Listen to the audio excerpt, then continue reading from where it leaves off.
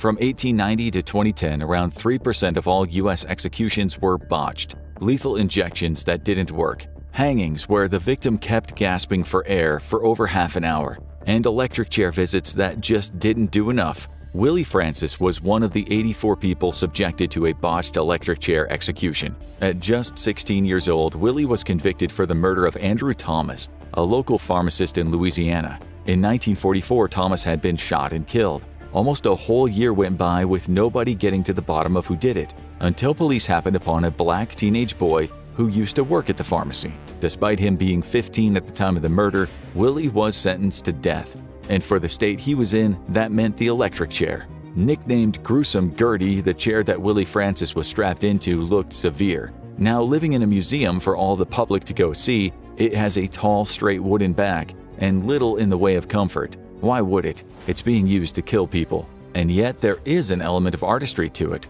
It's by no means an art house chair in a celebrity's home, but it's not simply a large wooden board either. It has shape and form. Somebody designed it and chose how it should look. Someone sanded it down and varnished it so that no one would get splinters from it, even as their bodies writhed and thrashed in agony.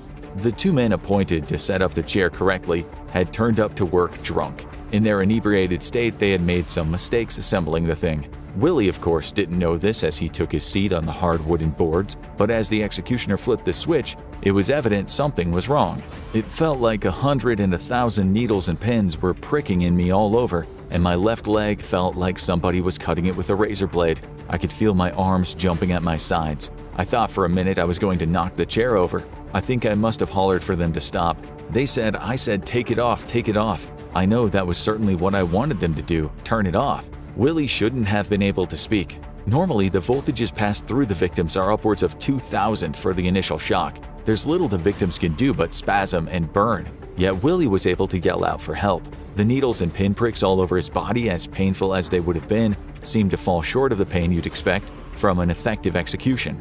The executioner shut the chair off and Willie returned to his cell. Try as they might, his lawyer could do little to help his fate. They tried to use what had happened as evidence of cruel and unusual punishment and tried to argue that he had already been executed once and thus had fulfilled his sentence, and it wasn't his fault he hadn't died. Much to everyone's surprise, however, Willie Francis himself persuaded his lawyer to drop it. He didn't want to go through with another trial and had accepted his fate. It was his intention to go to meet the Lord with his Sunday pants and Sunday heart. He was executed on May 9, 1947. So, to the main question, what does it feel like to sit in the electric chair? Not a botched attempt like Willie Francis's first execution. Let's take a look at what would have happened at his second execution. Brace yourself, it's probably much worse than you're imagining. Put yourself in Willie Francis's shoes and let's walk you through step by step of what he would have experienced. The first thing that happens before you go to the execution chamber, you'll be stripped by the guards and one of them will shave you. Any hair on your head will be unceremoniously chopped off and then shaved down to the skin. They likely won't care about doing this part gently. If you ask them nicely, they might only shave out the patch they need to. But we probably wouldn't recommend you keeping any hair for reasons you'll soon find out.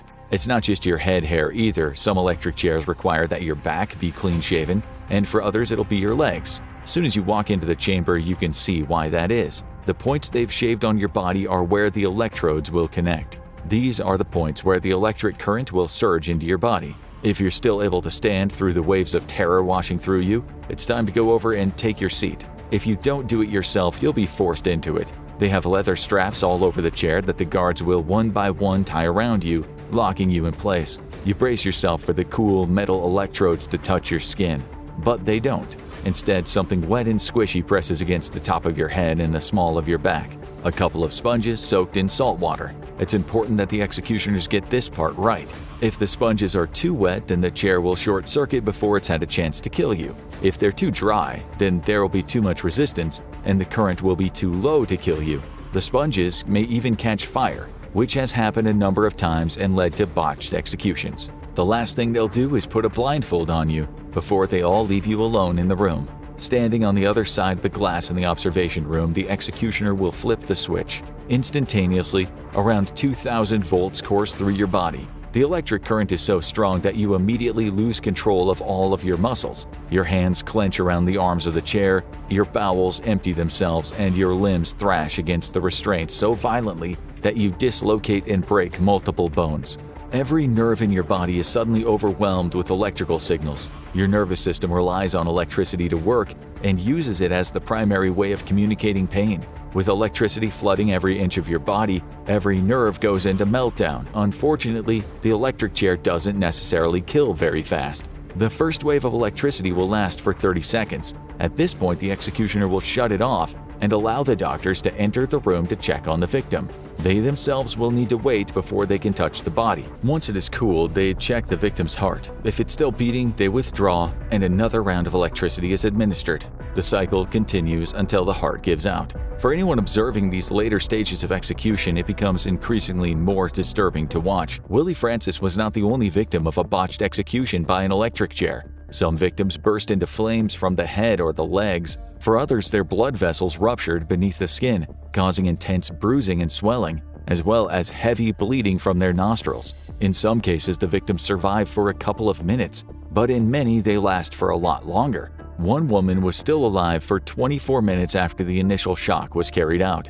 Morticians who carry out an autopsy on the bodies afterward have to experience something truly horrific. They'll have to wait for the body to cool entirely before beginning, which can take a while, depending on how long the person was shocked. The parts of the body where the electrodes touched are often burnt away entirely, all the way down to the bone, leaving smoldering flesh in an ugly ring around the site. The electric chair is designed to kill instantly by shocking the heart and brain, but this doesn't always work. The secondary kill method, which always succeeds eventually, is to cook the vital organs until they're no longer functional. Many victims, especially those of botched executions, die from this secondary method. If you cut open the skull of an electric chair victim, you may well find that the brain resting in their head has been cooked through. If the victim does not lose consciousness quickly enough, they may be forced to sit there and experience what it feels like to slowly have their brain shutting off as different lobes cook.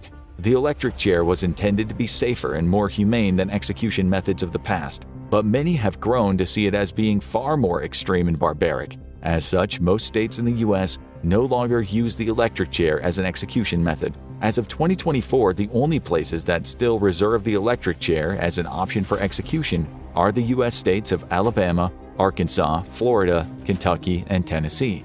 Electrocution is also authorized in Florida if lethal injection is found unconstitutional.